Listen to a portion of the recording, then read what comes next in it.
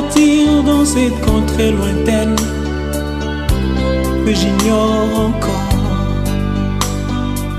là où il y a la paix sans peine, mais pas avec ce corps. Il y a une louange qui ne se teint avec les anges en ado. Je dois partir dans cette contrée lointaine que j'ignore encore, là où il y a la paix sans peine, mais pas avec ce corps. Il y a une louange qui ne s'éteint avec les anges en ado. Et ce jour-là, nous serons dans la joie, dans la gloire éternelle, à Jérusalem nouvelle. Et ce jour-là, nous serons dans la joie, dans la gloire éternelle, à Jérusalem nouvelle.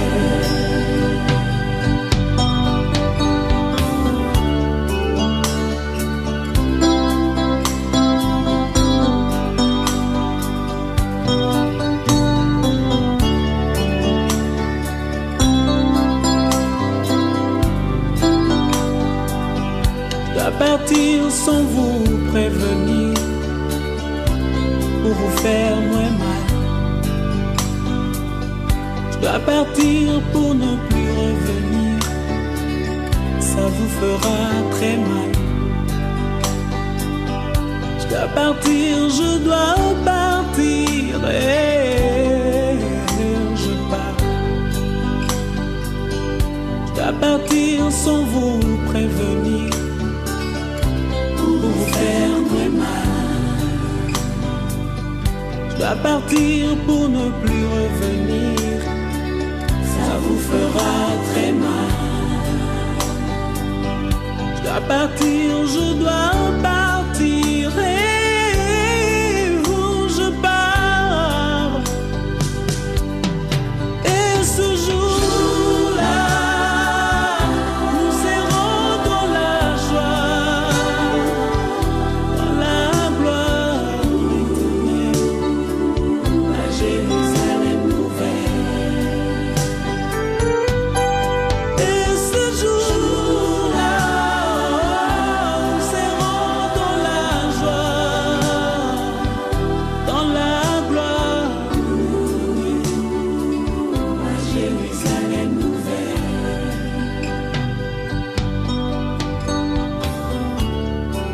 Dans ce village, je ne suis que le passage. Il faudra bien un jour tourner de page, et ce sera la fin de mon voyage.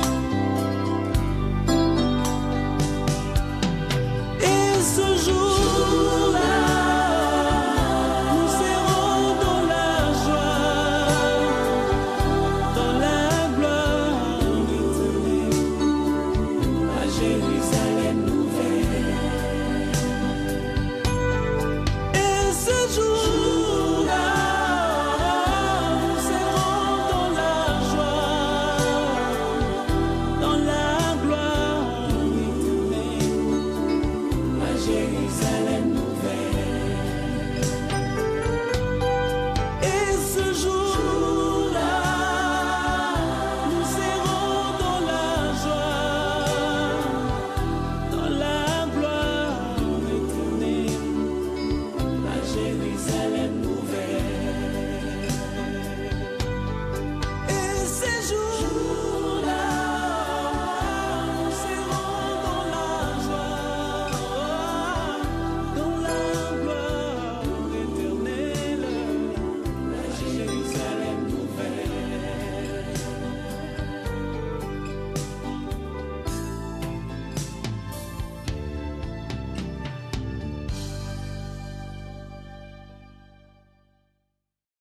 Ce matin, c'est où vont l'âme et l'esprit après la mort. C'est vrai que c'est une question qui intrigue beaucoup. Peut-être que d'autres n'en veulent pas en parler, mais pourtant c'est quand même une question principale, j'allais dire capitale, par rapport au plan que le Seigneur a prévu pour l'humanité. Vous savez, lorsque le Seigneur a créé l'homme, le Seigneur n'a pas créé l'homme pour que l'homme finisse en enfer. Mais il a créé l'homme pour que l'homme partage l'éternité avec lui. Et il y a une chose qui s'est passée avant même que nous ne venions au monde. Si nous prenons le livre d'Apocalypse chapitre 12, la Bible dit que il y a eu rébellion au ciel avec le grand dragon, le serpent, le dragon rouge-feu ou le serpent ancien, qu'on appelle communément le diable ou Satan ou l'accusateur ou le tentateur ou Bélial ou Mammon. C'est la même entité mais qui se mue en fonction des situations. Alors, ou c'est un de ses acolytes avec qui ils sont partis dans la rébellion. Donc la Bible déclare que avant même que le monde ne soit, c'est-à-dire que Satan avait, qu'on appelait Lucifer, avait péché au ciel. Et si on lit le livre d'Ézéchiel 14 là-bas, si mes souvenirs sont bons, et on va voir que cet ange glorieux qui avait une certaine considération auprès du Seigneur a convoité la place du Seigneur. Et à cause de sa convoitise, il a amené un tiers d'anges dans la rébellion. Et c'est écrit dans le livre de Apocalypse chapitre 12. Donc, qu'est-ce qui se passe? Il se passe donc que, avant que l'être humain ne soit créé, que le Seigneur, lui, il régnait déjà dans les cieux. Et quand on parle des cieux, la Bible nous dit, d'après le livre de 2 Corinthiens chapitre 12, qu'il y a 3 cieux. Et que le Seigneur, lui, habite au-delà des cieux. D'après le livre d'Ésaïe. Donc, le Seigneur, dans sa souveraineté, dans son règne, dans son royaume céleste, existait déjà avant que l'homme ne soit créé. C'est vraiment des choses qu'il faut retenir. Et alors, qu'est-ce qu'il va se passer? Pourquoi l'homme a été créé? Il faut savoir, mes bien-aimés, que l'homme a été créé par... Le Seigneur a pris une décision lourde de conséquences. Quand on prend le livre d'Apocalypse chapitre 4, on voit lorsque Jean va être ravi au ciel, il va voir les 4 êtres vivants. Et dans les 4 êtres vivants, il y aura, n'est-ce pas, l'aigle, il y aura l'agneau, il y aura le lion, et il y aura le visage d'homme, un humain. Et parmi les 4 êtres vivants, le Seigneur va prendre la décision. Il faut savoir que ces 4 êtres vivants existaient déjà avant que le monde ne soit. C'est très important de le savoir. Donc le Seigneur pouvait aussi prendre cette décision de dire que moi je prends le lion comme celui que je vais créer à mon image. Parce que Paul dira dans le livre de Romains chapitre 1 que celui qui nie que Dieu n'existe pas, c'est-à-dire qu'il refuse de voir tout ce que Dieu a créé pour sa gloire. Donc, pour considérer que Dieu existe, tu n'as qu'à ouvrir les yeux et voir la création de Dieu pour affirmer qu'il existe. Donc le Seigneur va prendre une décision et il va dire que je crée l'homme à mon image. Et la Bible déclare que dans le livre de Philippiens et dans le livre d'Hébreux, que Jésus-Christ est l'image du Dieu ou de l'Élohim invisible, le premier de toute la création. Donc, lorsque les anges vont se rebeller avec Lucifer, le diable, le serpent ancien, ils vont être précipités avec un tiers d'anges. La Bible parle d'un tiers d'étoiles. Parce que ce sont des étoiles. Parce que c'était, quand la Bible parle des étoiles, ça veut dire que c'était des esprits qui avaient une position élevée. Alléluia. C'est-à-dire que quand la Bible parle d'étoiles, c'est-à-dire qu'elles sont de position élevée. Regardez, quand nous sommes sur la terre, on lève les yeux sur le ciel, on voit que les étoiles sont au-dessus de nos têtes. Et donc la Bible, quand la Bible parle d'étoiles, ça veut dire que c'était des êtres qui étaient aux cieux et qui avaient des positions élevées. Par rapport à qui? Eh bien, par rapport à nous, qui sommes sur la terre. Parce que nous levons les yeux vers le ciel. Alors, qu'est-ce qu'il va se passer? Il va donc se passer que Dieu, Elohim, Adonai, Yahvé, va les précipiter. Et quand il va les précipiter, avant ça, l'enfer n'existait pas. Donc, c'est-à-dire que l'enfer avait été créé et préparé à cause de la rébellion des anges, de Satan avec ses acolytes. Et pendant que tout ceci est en train d'être créé, l'homme n'est pas encore créé. Remettons les choses à leur place et on va aller quelque part. Donc l'homme n'est pas encore créé, que l'enfer existe et que Satan et ses acolytes ont été précipités. Et c'est là où Pierre dira que certains anges qui ont quitté leur position ont été précipités dans les abîmes. D'ailleurs même, quand on prend le livre de Genèse chapitre 1, la Bible dit que l'Esprit du Seigneur régnait au-dessus de quoi? Des eaux. L'abîme, l'obscurité. Or, Pierre dit que certains de ces anges ont été liés dans les ténèbres de l'obscurité. En attendant quoi? Le jugement. Et d'ailleurs même, Paul dira que c'est nous qui jugerons les anges. C'est écrit. C'est les chrétiens qui vont juger les anges. Alléluia. Alors, donc, les anges vont être précipités. Et suite à cette rébellion, parce que le Seigneur se nourrit de l'adoration, de la louange. Elohim, Yahvé, pour ne pas dire Dieu, va prendre la décision de créer l'homme. Et il va descendre et il va créer l'homme à son image. Par la poussière. Pourquoi? Parce que lorsque le diable a été précipité, il est tombé sur la terre. Et c'est cette terre-là qui a été donnée comme nourriture. En gros, l'homme a été créé pour humilier le diable et adorer le Seigneur. C'est-à-dire que Dieu nous a créés, Elohim nous a créés pour le louer, pour montrer à Satan que ce que tu as refusé de faire, voici, je vais susciter. C'est pour ça que le Seigneur, en entrant à Jérusalem, a dit, si on ne me loue pas, je susciterai des pierres pour me louer. Alléluia. Alléluia. Le Seigneur est trop fort. C'est pour ça qu'il a dit ça. Ce n'était pas anodin. Et nous comprenons aussi par là que Jésus-Christ est Dieu. Parce qu'il nous avait déjà formés de la poussière du sol. Or, la pierre vient de quoi? Mais du sol. Mais cette fois-ci, il ne dit pas la boue, mais il dit les pierres. Pourquoi? Parce qu'il sait que ces hommes qu'il va susciter seront indéfectibles parce qu'ils auront son esprit. Parce que sans l'esprit, l'homme n'est rien. Alléluia. C'est pour ça qu'il dit Pierre, tu es Pierre. Il dit que sur cette pierre, je bâtirai mon église. Ma révélation. Voilà. Alléluia.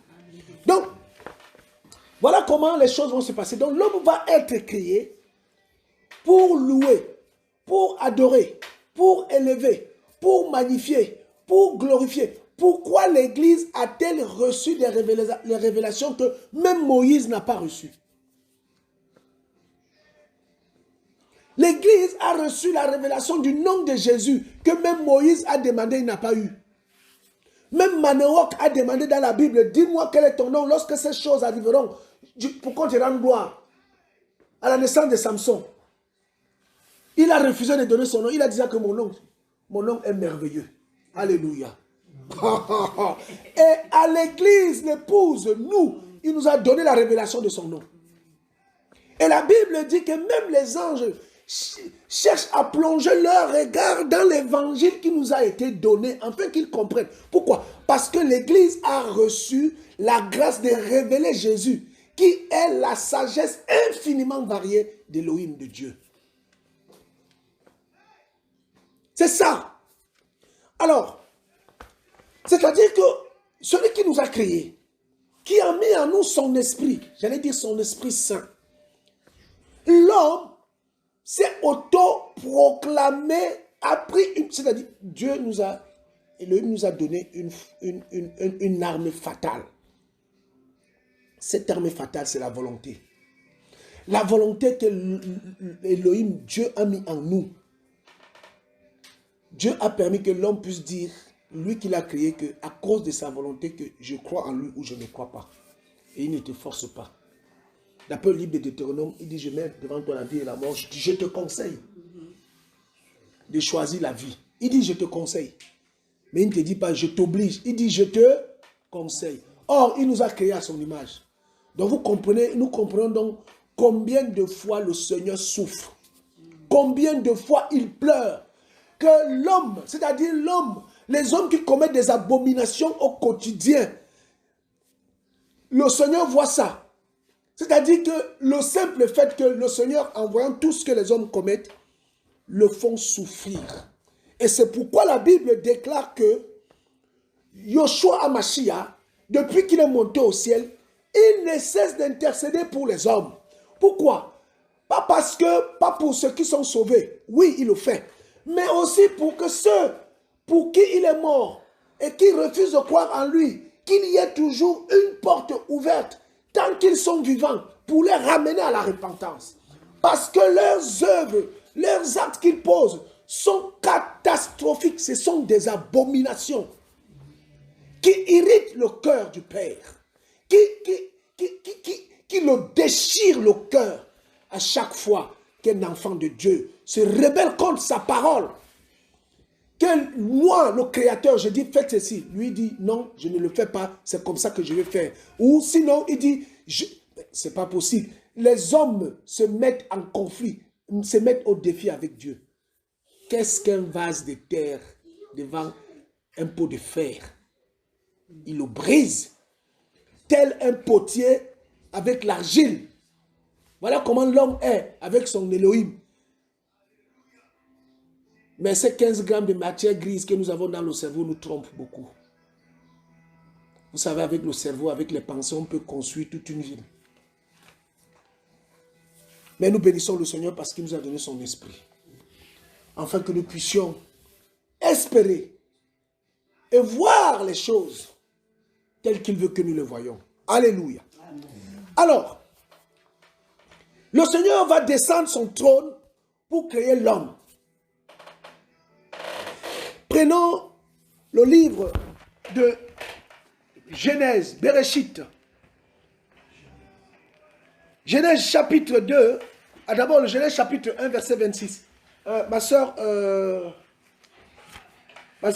tu peux te rapprocher ici pour que... Genèse chapitre 1, le verset 26. Alléluia. L'enseignement de ce matin, c'est où vont l'âme et l'esprit après la mort. Et on va aller vraiment doucement, doucement, pour que nous puissions comprendre qu'est-ce que le Seigneur avait prévu pour ceux qui lui obéissent et ceux qui ont pris la décision d'obéir à l'ennemi. Genèse chapitre 1, verset 26, s'il te plaît. Amen. Amen. Elohim dit, faisons l'être humain à notre image, selon notre ressemblance, et qu'il domine sur les poissons de la mer, sur les oiseaux du ciel, sur le bétail, sur toute la terre et sur tout reptile qui rampe sur la terre. Verset 27. Elohim créa l'être humain à son image. Il le créa à l'image d'Elohim. Il les créa mâles et femelles. Verset 28. Elohim les bénit et Elohim leur dit, portez du fruit, multipliez-vous, remplissez la terre et assujettissez-la. Dominez sur les poissons de la mer, sur les oiseaux du ciel et sur toute bête qui rampe sur la terre. Et Elohim dit, oui, continue. voici, je vous donne toute herbe portant de la semence qui est sur toute la surface de la terre, et tout arbre ayant en lui du fruit d'arbre et portant de la semence, ce sera votre nourriture. Et à tout animal de la terre, à tout oiseau du ciel, et à tout ce qui rampe sur la terre, ayant en soi une âme vivante, je donne toute herbe verte pour nourriture. Il en fut ainsi. Elohim vit tout ce qu'il avait fait, et voici, cela était très bon. Alléluia. Nous voyons que l'homme a été créé au 6e jour. Alors le 6e jour ici représente, n'est-ce pas, la fin de l'œuvre parfaite que le Seigneur avait décidé de créer en 7 jours. Parce que la Bible dit, au 7e jour, il va se reposer. C'est le Shabbat. Et le Shabbat, notre Shabbat, c'est Yeshua HaMashiach, Jésus-Christ de Nazareth. Alors, le Seigneur va dire, créons l'homme à notre image, selon notre ressemblance. Pourquoi? Il y a l'image, il y a la ressemblance. Quand on parle d'image, on fait un comparatif entre deux représentations. Et quand on commence à parler de la ressemblance va même au-delà de l'image. C'est-à-dire que la ressemblance peut aller même au niveau du caractère. La ressemblance peut aller même au niveau des actions. C'est ça la ressemblance. Maintenant, prenons le livre de Bereshit, Genèse chapitre 2, verset 7. S'il te plaît, ma sœur. Genèse 2, 7. Or, Yahweh Elohim forma l'être humain de la poussière de la terre. Il souffla dans ses narines le souffle de vie, et l'être humain devint une âme vivante. Amen. La Bible déclare que lorsque le Seigneur va donc former l'homme de la poussière de la terre, l'homme était mort, comme les morts, parce qu'il n'avait pas de souffle de vie. Alors, on va comprendre quelque chose, ce qui s'est passé là, dans ce verset-là. Parce que nous avons l'Esprit du Seigneur pour nous permettre de comprendre sa pensée. Alléluia. La Bible, le seul moment où le Seigneur a eu un contact avec l'homme d'une telle proximité, c'était là. Alors, qu'est-ce que l'homme, qu'est-ce que Dieu, qu'est-ce que Elohim a mis en l'homme en ce jour-là? La Bible parle du souffle de vie. Donc, quand le Seigneur a mis le souffle, il y a le souffle qu'il a soufflé. Amen. Il a mis l'esprit humain. Amen. Et il a mis le Saint-Esprit. Alléluia. Je me répète. J'ai dit, lorsque le Seigneur a soufflé dans les narines de l'homme, le souffle de vie, parce qu'avant cela, l'homme n'existait pas. L'homme était mort. Il avait créé, mais il était mort. Il fallait qu'il allume. Souffler, là, ça veut dire la nafak en hébreu, qui veut dire allumer. Amen. Donc, dans ce souffle-là, il y avait le souffle que nous soufflons, que nous respirons. Parce que c'est ce souffle-là qui fait battre l'autre pompe qui est le cœur. Et c'est ce souffle-là qui donne de l'oxygène au sang. Alléluia. Amen. C'est la parole, mes frères. Et lorsqu'il a soufflé, au même moment, il a mis l'esprit humain. C'est-à-dire que la Bible déclare au livre de Romains chapitre 8 que ce qu'il a connu d'avance. C'est-à-dire qu'avant d'être dans un corps, tu étais déjà quelque part. Et dans le livre de Proverbes, la Bible dit que la sagesse crie. Et il dit, le Seigneur dit dans le livre de Proverbes que lorsque tu créas le ciel et la terre, je n'étais qu'un esprit auprès de toi. Donc ça veut dire que l'esprit humain existait déjà auprès de Dieu.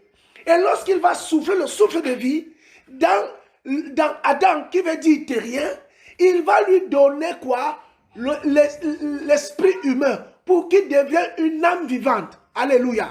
Amen. Mais maintenant, pour qu'il le ressemble, parce que la Bible parle de la ressemblance, il fallait que Adam ait le caractère de Christ. Alléluia. Amen. Parce que l'esprit humain peut aussi être comparable à l'esprit animal. Amen. Amen. Mais sauf que pour que l'esprit humain soit en contact avec l'esprit de Dieu, il faut le Saint-Esprit. Alléluia.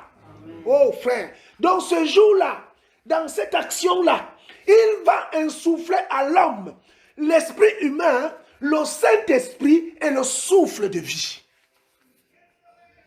Voilà ce qui va se passer en ce moment-là bien précis. À partir de ce moment-là, Adam va recevoir le pouvoir de dominer. À partir de ce moment-là, parce que les animaux vont voir à Adam qu'il avait quelque chose qu'eux, ils n'avaient pas. Et c'est pourquoi lorsque Adam va chuter, la gloire de Dieu va partir. Qu'est-ce qui va se passer? Les animaux vont devenir rebelles à l'homme. À cause du péché. Parce que Adam avait perdu ce que Dieu avait mis en lui pour les signature. C'est pour ça que le Seigneur dit, ce n'est pas la force, ce n'est pas la puissance, mais par mon esprit. Alléluia. Oh. Est-ce qu'on comprend la parole? Oui, c'est écrit, c'est écrit, c'est écrit. C'est écrit. Alors, maintenant, regardez. Là, nous avons parlé de l'esprit humain. L'esprit humain vient du ciel. C'est-à-dire que Dieu, quand il va créer Elohim, Adonai, il y avait Sabaoth, il y avait Jireh, il y avait Shaddai, El Gibor, oh Shiloh. Lorsqu'il va créer l'homme, il va lui mettre l'esprit humain dedans. Mais, regardez, l'esprit vient du ciel. Parce que Jésus est d'abord un être spirituel. Il est au ciel. C'est-à-dire qu'il va prendre l'esprit du ciel et il va mettre ça dans Adam. Ma soeur, est-ce qu'on peut prendre le livre de Zacharie, chapitre 12, verset 1?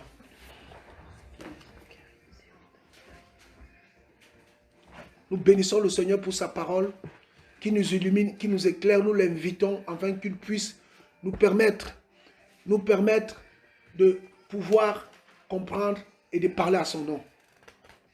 Zacharie, chapitre 12, le verset 1 seulement. Vas-y ma soeur. Zacharie 12, 1. Prophétie, parole de Yahweh sur Israël.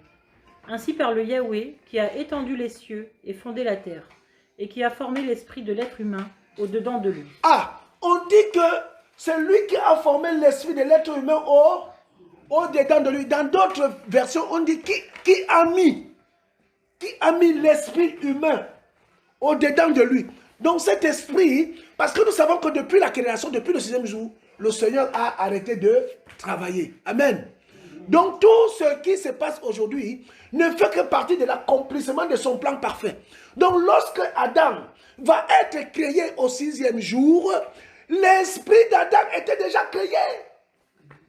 Mais ce n'était que l'accomplissement de mettre l'esprit humain d'Adam en Adam. Alléluia. Allons-y dans le livre de Lévitique chapitre 17 au verset 11 à 14. Là nous avons parlé de l'esprit et maintenant nous allons parler de l'âme. Lévitique 17, 11 à 14. Car l'âme de la chair est dans le sang. C'est pourquoi je vous ai ordonné qu'il soit mis sur l'autel, afin de faire la propitiation pour vos âmes, car c'est le sang qui fera propitiation pour l'âme. C'est pourquoi j'ai dit aux enfants d'Israël, personne d'entre vous ne mangera du sang. Même l'étranger qui séjourne au milieu de vous ne mangera pas de sang. Si un homme des enfants d'Israël et des étrangers qui séjournent au milieu d'eux, prend à la chasse un gibier, une bête sauvage ou un oiseau que l'on mange, il en répandra le sang et le couvrira de poussière. Car l'âme de toute chair est dans son sang, qui est son âme. C'est pourquoi j'ai dit aux enfants d'Israël, vous ne mangerez le sang d'aucune chair, car l'âme de toute chair est son sang. Quiconque en mangera sera retranché. Amen. La Bible dit, l'âme de toute chair, c'est son sang. Écoutez donc maintenant, on va nous expliquer par la grâce du Saint-Esprit qu'est-ce qui se passe. En fait, l'homme est composé de 3 parties. D'après le livre de 1 Thessaloniciens, chapitre 5, au verset 17. Est-ce qu'on peut lire? 1 Thessaloniciens 5, verset 17. On va chercher 1 Thessaloniciens 5, verset 17. Amen. Amen. Priez sans cesse. Verset 17. Waouh. 5, 17. 5, je me suis trompé. Amen, amen, amen. Alors, allons-y. 1 Thessaloniciens 5. On va trouver. Le Seigneur va nous aider. Le Seigneur va nous aider. Alléluia. 1 Thessaloniciens 5, 23 plutôt. Vas-y ma soeur, s'il te plaît. Que l'Élohim de paix veuille vous sanctifier entièrement, et faire que votre être entier, l'esprit, l'âme et le corps, soient conservés sans reproche lors de l'avènement de notre Seigneur Yahushua Mashiach. Amen. Amen. Donc ici, la Bible dit que l'homme est composé de 3 parties. Il parle de l'âme, il parle du corps et il parle de l'esprit. Alors, Écoutez mes frères, qu'est-ce qui se passe? Le corps a été formé par la poussière. Et on dit, le Seigneur dira, lorsque l'homme va chuter, il va lui dire que, car tu es poussière et tu retourneras dans la poussière. Et là, le Seigneur parle de la chair. Maintenant, qu'est-ce qui se passe? L'âme, c'est quoi? Nous avons lu dans le livre de Lévitique, chapitre 17, que l'âme de tout être, c'est son sang. Or, le sang est le carburant qui fait vivre l'homme. Alléluia. C'est le sang. C'est pour ça que quand un homme perd son sang, il meurt. Alors, maintenant, l'âme qui donne la vie, qui est la vie de l'homme, se loge dans le sang. C'est pour ça qu'il y a l'oxygène qui véhicule dans le sang. Écoutez très bien. Et cette âme-là, qui est dans le sang, c'est cette âme-là qui nous donne les sentiments, qui nous donne les émotions. Et c'est cette âme-là qui nous permet d'être fatigués. En fait, c'est l'âme. L'âme est terrestre. L'âme est terrestre. L'âme est liée à la terre. Quand on dit que quelqu'un a un comportement charnel, ça veut dire que c'est une personne qui se laisse être dominée par son âme. C'est l'âme qui te dit, j'ai faim, il faut que je mange. La chair n'est que obéissant en fait, la chair n'est qu'une enveloppe, mais qui répond aux besoins de l'âme. Amen. Amen. Maintenant, l'esprit humain que Dieu met en l'homme, à tout être humain, même les animaux ont les esprits. Amen. Même les animaux ont les esprits. Ah oui, Ecclésiaste 3 dit ça. Même les animaux ont les esprits. Maintenant, l'esprit humain que Dieu met en nous vient du ciel. Donc un homme qui ne connaît pas le Seigneur, son esprit est mort. C'est-à-dire que il n'est pas connecté aux choses du ciel. Écoutez très bien ce que je vais dire. C'est-à-dire que l'esprit humain dans le corps de l'homme, quand cet homme-là, parce que quand par exemple les gens font la sorcellerie, n'est-ce pas? Quand ils font la sorcellerie, ce sont des envies que l'âme leur donne. Et quand on fait la sorcellerie avec l'esprit humain, en fait. Parce que c'est l'esprit qui nous permet de sortir de notre corps. Amen. C'est l'esprit humain qui nous permet de sortir du corps. Quand les gens font des voyages astraux, c'est avec l'esprit humain, ce n'est pas avec l'âme. Mais maintenant, il y a l'âme qui est là, il y a l'esprit humain qui est là, et il y a le Saint-Esprit qui est là. L'esprit humain est au milieu de deux feux. C'est pour cela que Paul dit dans le livre de Romains chapitre 6, là-bas, Romains chapitre, il dit, le bien que je veux faire, Romains 6, 7, là-bas, je ne peux le faire. J'ai bien la volonté. Mais je sens en moi une autre loi. C'est quoi? Mais c'est la loi de l'âme, la loi de la chair, qui m'oblige à faire des choses qui sont contraires à ce que le Saint-Esprit me demande de faire. Alors, qu'est-ce qui se passe? Il se passe donc que l'esprit humain qui est au milieu est le domaine de toute convoitise entre l'âme et le Saint-Esprit. Donc, quand un homme vient au Seigneur, il est régénéré quoi? Par son esprit humain. Parce que c'est l'esprit humain qui est le point de contact avec le Saint-Esprit. Regardez, lisons le livre de 1 Corinthiens chapitre 2, s'il te plaît. 1 Corinthiens chapitre 2, à partir du verset 11. Vas-y ma soeur. Amen. Amen. Qui donc parmi les humains connaît les choses de l'être humain, sinon l'esprit de l'être humain qui est en lui. De même aussi, personne ne connaît les choses d'Élohim, si ce n'est l'esprit d'Élohim. Or, nous n'avons pas reçu l'esprit de ce monde, mais l'esprit qui vient d'Élohim, afin que nous connaissions les choses qu'Élohim nous a données par sa grâce. Alléluia. Donc, on dit ici que pour être en contact, pour être connecté avec le Seigneur, il faut avoir son esprit. Mais pour avoir son esprit, il faut que ton esprit à toi, l'esprit humain, soit complètement adhéré, assujetti, obéissant, inexistant devant le Saint-Esprit. Alléluia. Alors, l'esprit humain est là. Et Paul dira, n'obéissez pas au désir de la chair. Pourquoi? Pourquoi? Pour en faire, pour faire ces convoitises, des bêtises. Mais il faut obéir au Saint-Esprit. Et c'est pour ça que la Bible parle des fruits de l'esprit et les fruits de la chair. Amen. Amen. Et quand on parle de fruits de la chair, on parle de l'âme, parce que c'est l'âme qui dicte à la chair ce qu'elle doit faire. Alléluia. Oui, c'est l'âme. Oh, j'aime une femme, vraiment, c'est d'abord l'âme. C'est d'abord l'âme, les sentiments là. J'aime une femme, on te donne le conseil, tu n'écoutes pas, tu veux toujours faire, c'est l'âme. Si le Saint-Esprit te dit, quand tes frères, ton père, ta mère te disent, ne fais pas ça, toi tu dis, je fais. Parce qu'eux, ils ont la pensée de l'esprit. Mais toi, comme tu as l'âme, les sentiments là, tu as laissé que l'âme, les sentiments te dominent. Donc ton esprit est assujetti à quoi? À l'âme. Et tu fais n'importe quoi. Voilà comment ça marche. Alors, maintenant, qu'est-ce qui se passe?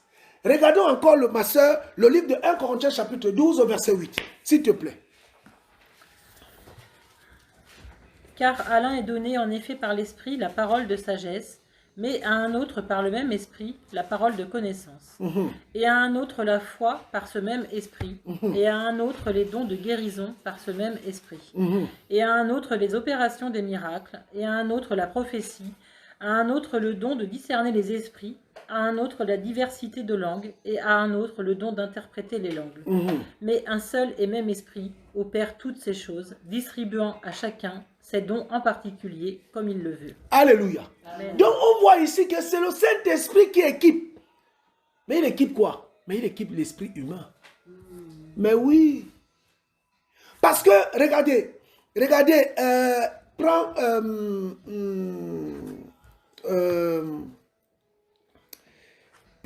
Ecclésiaste chapitre 12.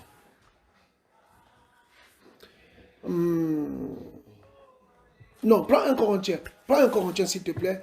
1 Corinthiens, chapitre 6, à partir du verset 16, s'il te plaît.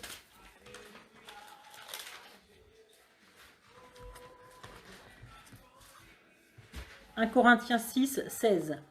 Ne savez-vous pas que celui qui se joint à la prostituée devient un même corps avec elle? Car il est dit, les deux deviendront une seule chair.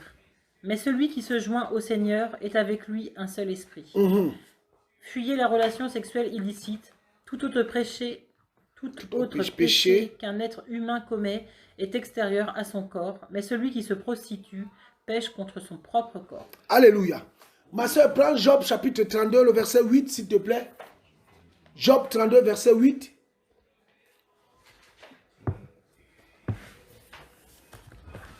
Job 32, verset 8.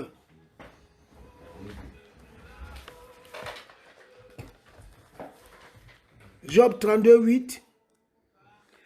En vérité, en l'homme il y a l'esprit, le souffle de Shaddai qui le rend intelligent. Alléluia.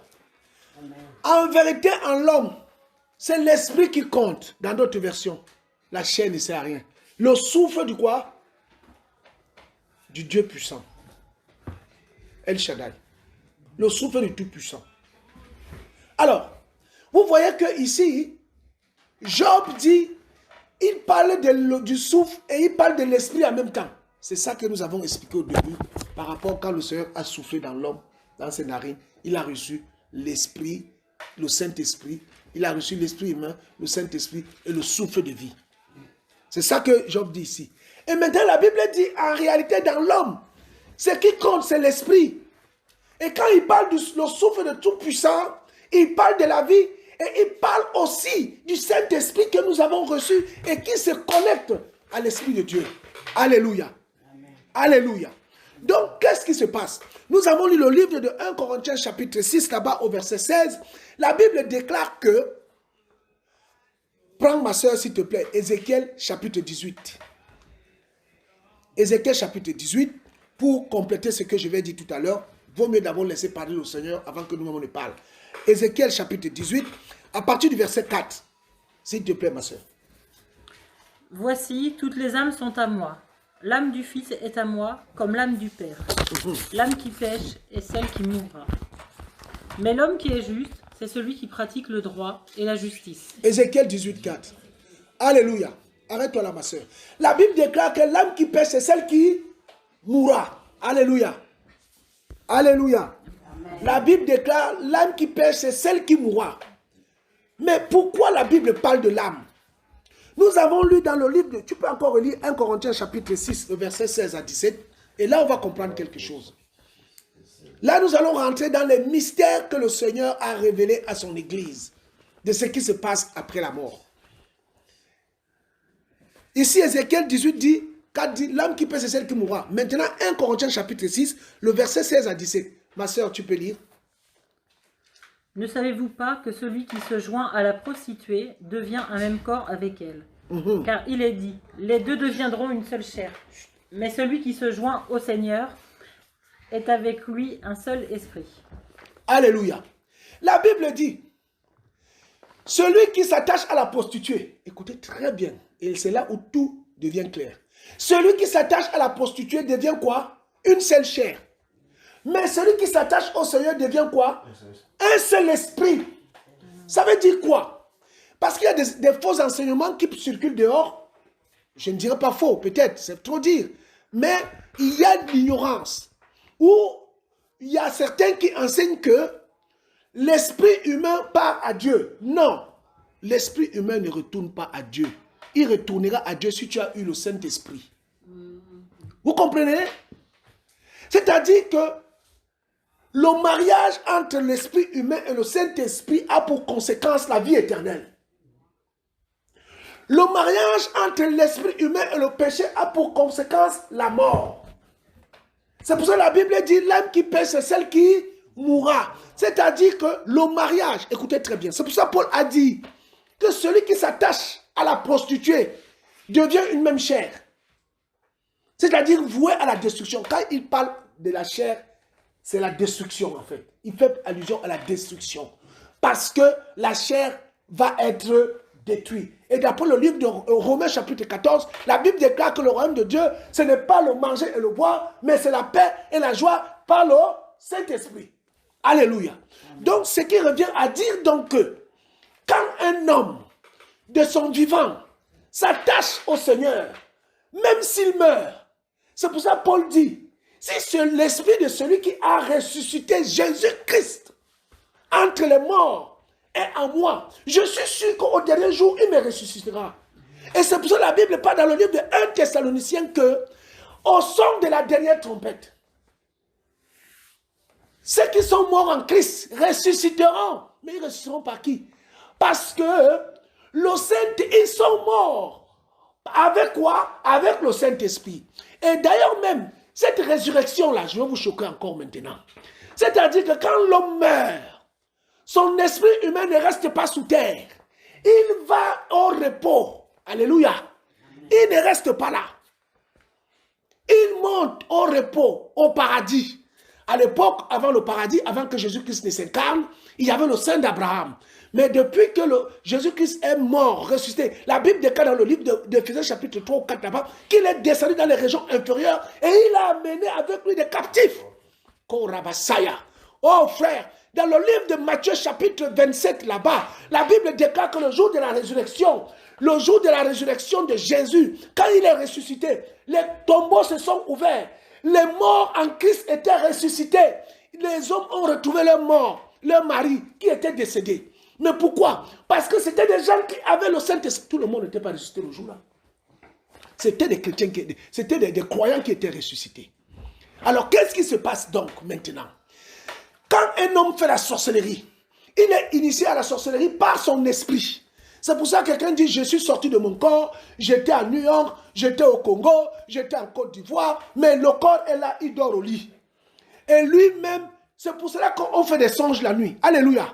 Amen. Tu fais des songes, tu te retrouves dans un programme pour les enfants du Seigneur, tu te retrouves quelque part en train de prier avec les gens que tu ne connais pas. Oui, c'est normal, c'est le Père des esprits qui te connecte pour prier avec les autres chrétiens. Tu n'as pas besoin de savoir quel chrétien. Parce que ma soeur Marie, il y a le corps visible du Seigneur et il y a le corps mystique. Le corps mystique de l'église, c'est le Seigneur qui est le Père des esprits qui fait les connexions. Donc si tu rêves, tu es dans un programme de prière avec des gens, ne sois pas effrayé, c'est normal. Alléluia.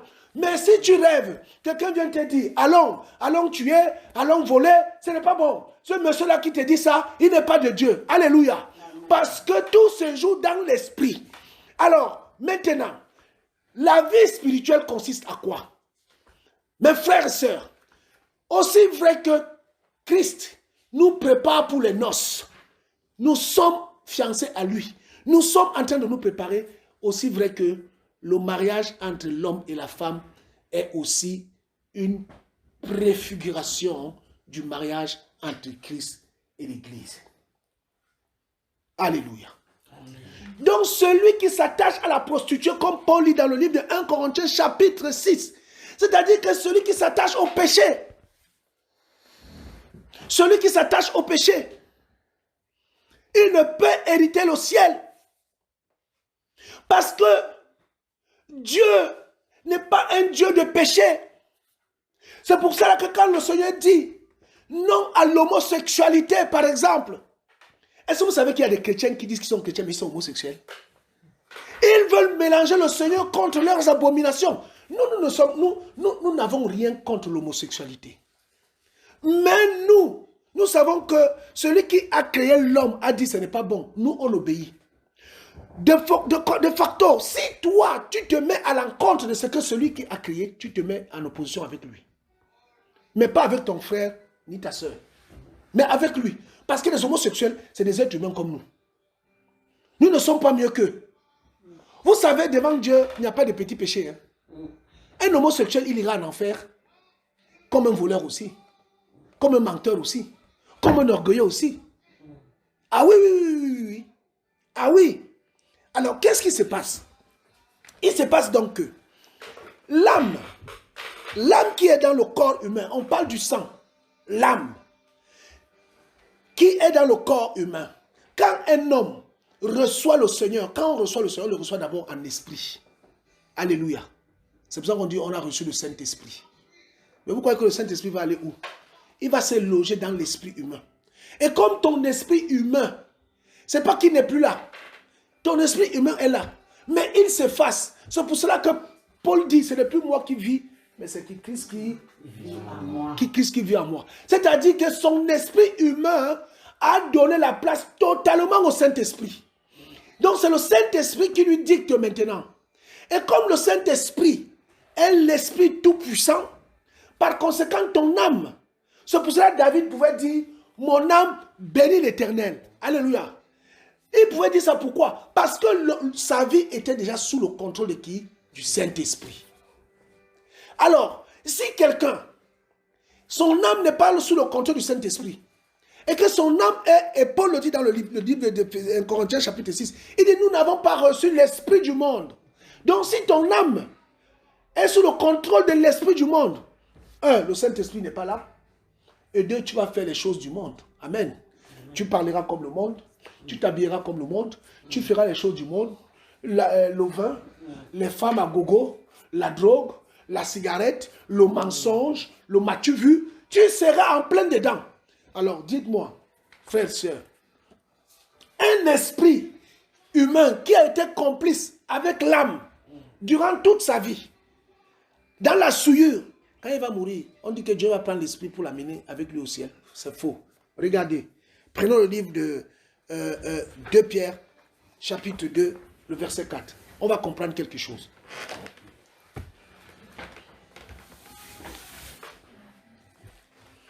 « 2 Pierre 2, 4 ou 2 Pétros 2, 4. C'est bon? Tu peux y aller, ma soeur. Car si Elohim n'a pas épargné les anges qui avaient péché, mais s'il les a précipités dans le Tartare où ils sont gardés enchaînés, dans l'obscurité pour le jugement, et s'il n'a pas épargné l'ancien monde, mais s'il a gardé Noah, lui, 8e, prédicateur de la justice, lorsqu'il a fait venir le déluge sur un monde d'impies, et s'il a condamné à la destruction totale et réduit en cendres les villes de Sodome et Gomorrhe, les donnant en exemple à ceux qui par la suite vivraient dans l'impiété, et s'il a délivré Lot, le juste, qui était profondément affligé par la luxure sans bride de ces hors-la-loi, car ce juste qui habitait au milieu d'eux torturait tous les jours son âme, juste à cause de ce qu'il voyait et entendait dire de leurs œuvres violeuses de la Torah. Alléluia. Amen. La Bible dit que si le Seigneur n'a pas épargné les anges, je vous pose une question, répondez-moi. Les anges, quand ils sont au ciel, ils ont un corps ou ils sont en esprit avant? Ils sont en esprit. Alors si le Seigneur n'a pas supporté la présence des anges qui sont des esprits et qui les a précipités dans les abîmes pour attendre le jugement, à plus forte raison, l'homme qui a l'esprit humain, lui le Père des esprits, qui a créé les anges et qui a mis l'esprit humain en lui, en l'homme, il va prendre, après la mort de l'homme, l'esprit humain pour le ramener à lui? Non. Non. Il va aller où? Il va aller dans l'abîme. Oui, mes frères et mes sœurs. C'est ça. Alors, que devons-nous faire? Celui qui s'attache au Seigneur devient avec lui quoi? Un seul esprit. Prends encore ma sœur. 1 Corinthiens chapitre 6. J'aime ce verset. Nous bénissons le Seigneur ce matin pour son éclairage, pour son assurance. Oh Seigneur, nous t'aimons. 1 Corinthiens chapitre 6 toujours, à partir du verset 16 toujours. Oui, ma sœur. Ne savez-vous pas que celui qui se joint à la prostituée devient un même corps avec elle? Car il est dit, les deux deviendront une seule chair. Mais celui qui se joint au Seigneur est avec lui un seul esprit. Alléluia. Alléluia. Celui qui se joint avec lui est quoi? Un seul esprit. Nous bénissons le Seigneur, mes bien-aimés. Et nous allons chercher un dernier verset qui va nous encourager. Romains chapitre 13, à partir du verset 12, ma soeur, s'il te plaît. La nuit est avancée et le jour approche. Rejetons donc les œuvres des ténèbres et soyons revêtus des armes de lumière.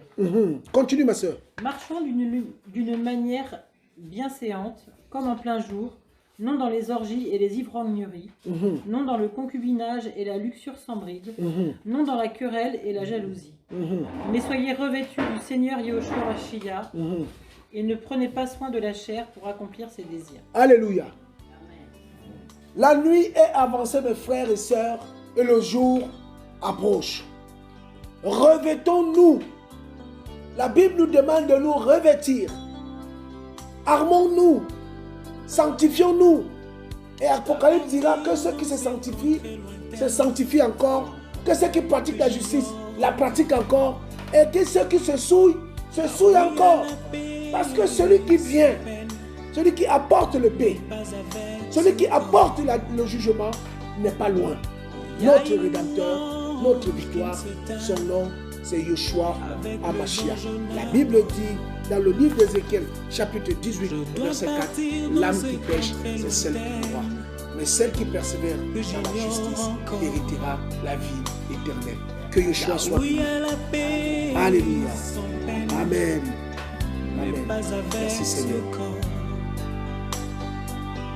Il y a une louange qui ne s'éteint avec les anges en Adam.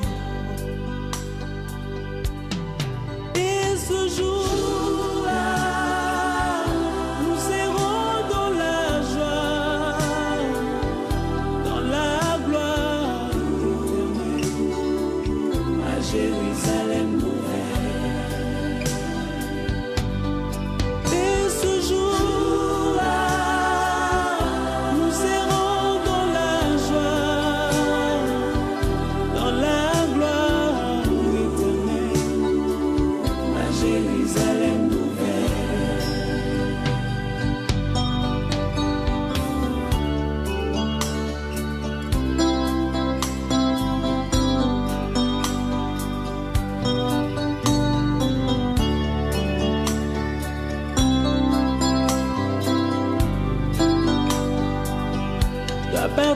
sans vous prévenir, pour vous faire moins mal.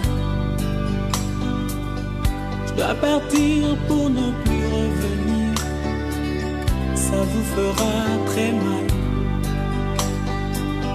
Je dois partir, je dois partir, et je pars. Je dois partir sans vous prévenir, pour vous faire très mal. Je dois partir pour ne plus revenir, ça vous fera très mal. Je dois partir, je dois partir, et où je pars.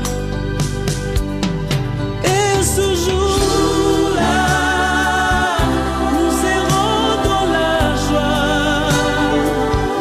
dans la gloire éternelle, la Jérusalem nouvelle. Et ce jour-là, nous serons dans la joie,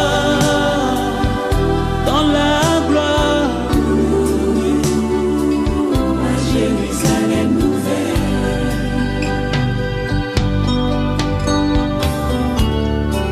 Dans ce village, je ne suis que de passage. Il faudra bien un jour tourner de page, et ce sera la fin de mon voyage.